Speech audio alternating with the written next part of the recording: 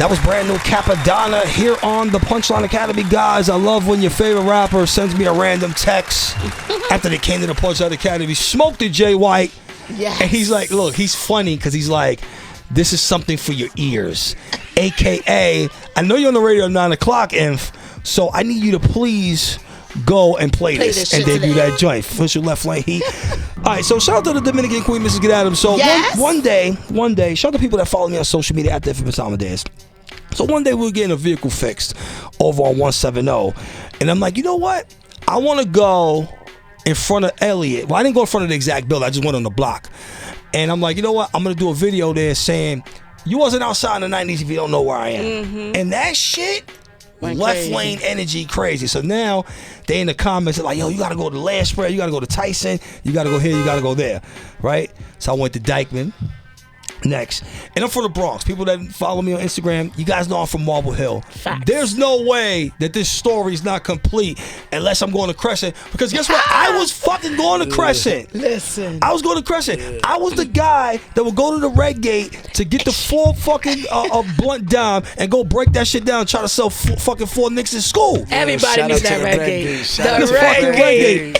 And it's crazy. 2600. Yo, it's crazy how social media works because they tagged the guy who had the block on lock. He DM'd me and he's here. Who Guess the what? one He's to here. the fucking Punchline fucking Academy? Yeah, you already know, man. Thank you very much for having me on. You talking to Julito, 193rd, Creston, Mango Pina. You Classic already know it's talk. finest. Classic talk. That's fucking classic left lane talk.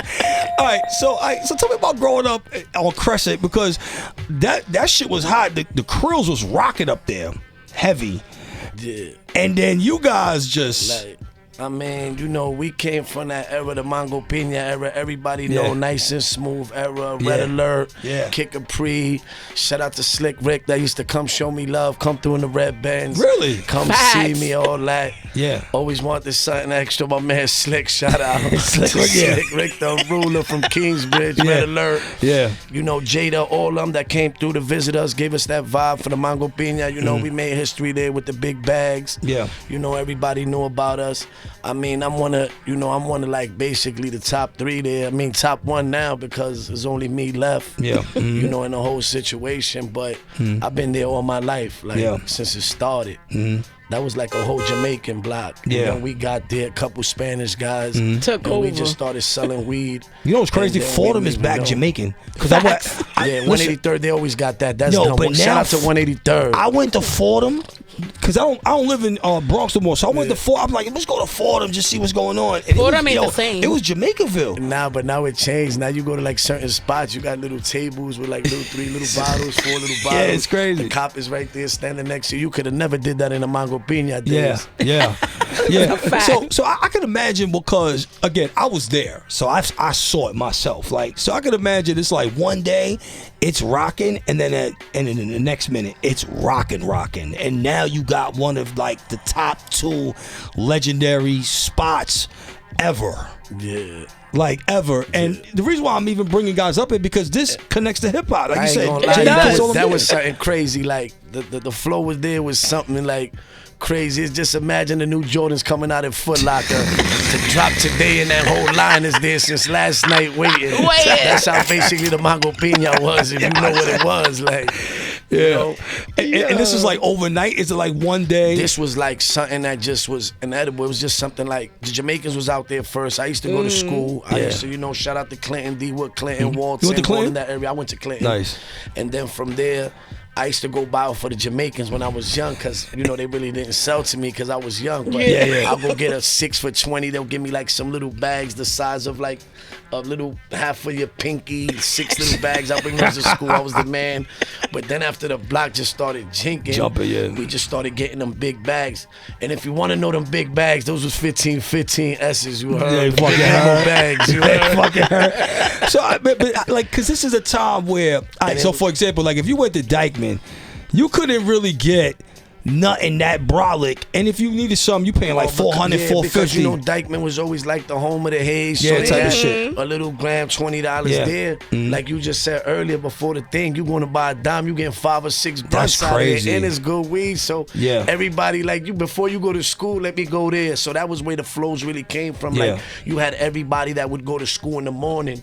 Before they went to school, they was coming crazy flow. It was crazy. Then after that, it'll shut down for an hour. And maybe at 10 o'clock, you got everybody that was coming for lunchtime now. Yeah, back outside. Everybody back at lunchtime. And then 3 o'clock came, 2 o'clock, everybody that came back out of school to smoke. And everybody at 5 o'clock came, you know, the 5 o'clock flow. Then you got the people that work at night. Flow all day. And the people that's leaving, the people that's going to work at night. You know, so it was just like in and out. Yeah. Who came up with the name Mango Piña? I ain't gonna lie to you. Basically, I'm gonna give you the history quick of Mango Piña. Mango Piña basically is not no weed. That was just a name that we put on the weed. That basically came from Puerto Rico. A couple men of mine that was from over there. In Puerto Rico, like in the spots over there, everything is named by a name. Like if you got a bag of weed, you might name it a star. Yo, who got the star? Who got the NBA? So it'll be like that. So they over there in Puerto Rico, they sell bags as $6 bags and $12 bags. So you'll be like, let me get star. When you go over there, you ask for a star bag, they'll give you a $6 bag. And you'll be like, yo, I want an NBA. They knew it was a $12 bag. So over there, not to be screaming. So, you know, like in the spots, like back in the days in Puerto Rico, like back home in the Caserillo, that's like the projects, the hood. Over there, people be screaming, yo, Mango Piña, Mango Piña, Mango Piña, Mango Piña. So when a couple of my dudes that came from over there, that got into situations over there, because, you know, whoever knows about Puerto Rico know what's going on. It's when live. they came over here, and they just stood, you Mango know, Piña, Mango Piña, Mango Piña, Mango Piña. But Mango Piña really is just some good Ari that we had, and we just had the fire right Ari. It was just coming so fast that you was thinking that it was Mango Piña.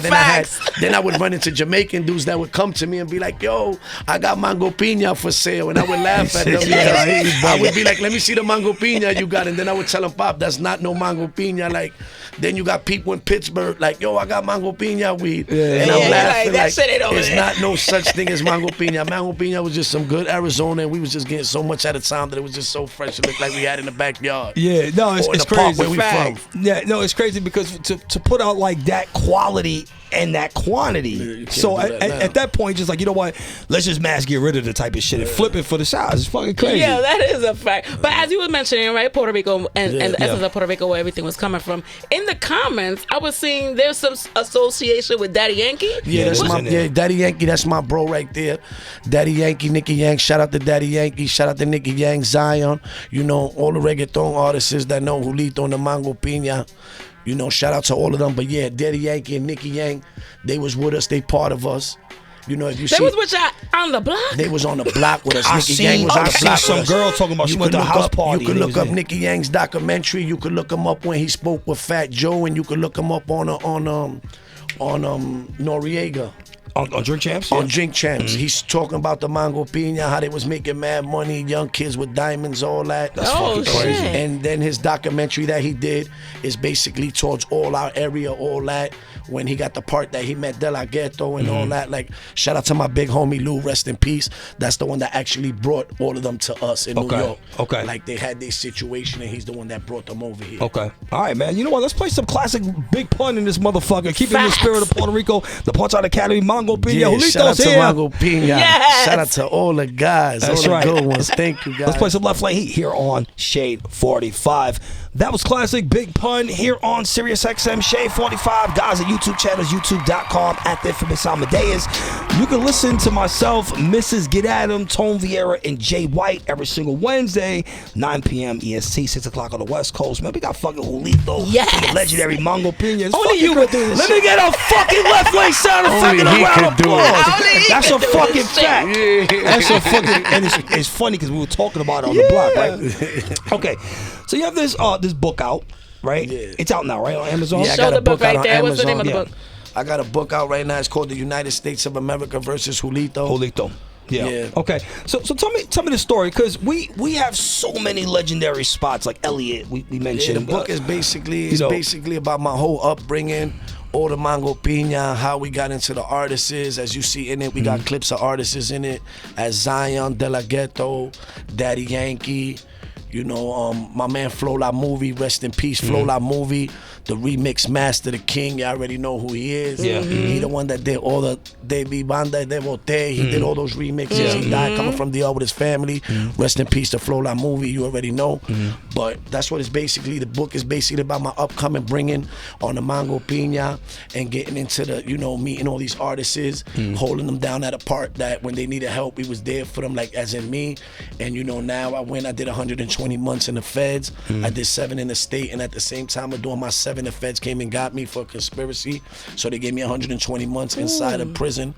I've been to, you know, paperwork clear for the record. I need to say that. Paperwork crystal clear. Like, yo, I'm gonna fucking round of applause in the left lane sound effect. All the way to Dykeman, Manhattan, Bronx, Brooklyn, all over the world, they know me. I've been to USPs, I've been to mediums, I've been all over, they know all over, like. Yeah. But So, cause basically the book was about. I want to get into that story, right? Because to my original point is like, you know, me growing up on Kingsbridge, these are legendary spots. And then obviously we get older and they just disappear, right? And you don't really know why they disappear. I mean, you can kind of figure it out, but you know. So, all right, so you was doing state time. I was doing state time. Yeah, I was doing 7 years in the state. And then you get a racketeering charge. And then I wound up getting a conspiracy charge. Got it, okay. For trafficking and you know, controlling drug organizations in that Kingsbridge area.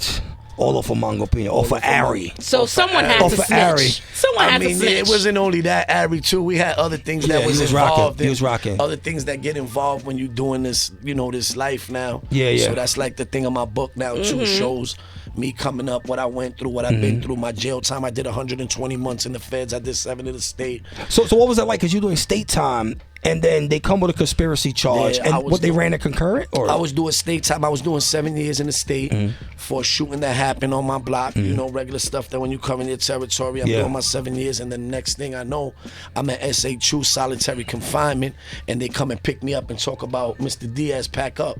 So I think I'm going back to court, to a family court case, because then I would tell my baby moms, like, put a family court case so I could be up in the state. I could come down to Rikers Island, got it, run around Rikers Island. I could stay there for 7-8 months playing around, getting mad visits, you know, doing what I do. So when I wind up coming down, I think I'm coming down to Rikers Island. It wasn't Rikers Island. When I got to downstate, that's an intake, state intake, downstate. When I got there was 2 U.S. Marshals there waiting for me. And they came and picked me up, showed me a picture when I was like 12 years old. They're like, this is you. I'm like, I think so. They're like, what's your name? Once I tell them my name, they're like, yeah, this is you. So I'm like, what is this? They like, don't ask us no questions. We just a U.S. Marshal. You have a federal case. You'll know when you get down there. They was going down from downstate all the way to Manhattan, doing maybe like 150 miles. I'm like, what is this going on? Is this Chuck taking my loot or something? But for real, then I got down there. Once I got down there, when I got down there, I see all these U.S. Marshals, and the next thing you know, I was in an indictment. I was in a federal indictment. Wow. The green indictment called the Mango Piña indictment. Shout out to my man B.I.2, the Big Ape. You already know. Yeah. Fort Dix, he's doing his thing there. Yeah, okay. All right, so now looking past this, because obviously you outside, and like, what do you want the message or the legacy? My message right now is basically my story is about 3 of us that were brothers that were raised, and we came from like 5 years old together, and it just shows that the street just brings a bunch of greed, and best friends become strangers, and best friends and friends become doing other things that you wouldn't even imagine that the street would make them do. Like for instance, my story is 3 of us. It's me, my boy, my brother, Ralphie. Shout out to Ralphie, rest in peace. And you know, I ain't gonna mention all the names because they're not good names to mention, so we're not gonna mention that. But it was 3 of us. One of us stood tall, that was me. One of us passed away, and one of us didn't do the right thing that ratted. You know what I'm saying? So that's what comes to show. Basically, the message is like, you can have everything, y'all could be a strong team, but at the end of greed, something comes in it that it all falls. And all falls. Everything falls. It don't matter who it is. It doesn't happen to me. It doesn't happen to me. It doesn't happen to everybody. This is just so you know, my thing right now is a positive message. Trying to let kids know, everybody, that, you know what I'm saying, this life is really, is other things you can do. Like, look at, you can rap right now. Shout out to my artist, Farmer the Dawn. He's here with me. Brother? I got a little artist right now with me that's here, and I'm trying to just do a bunch of positive things. I'm doing, my book is #1 on Amazon, thanks God.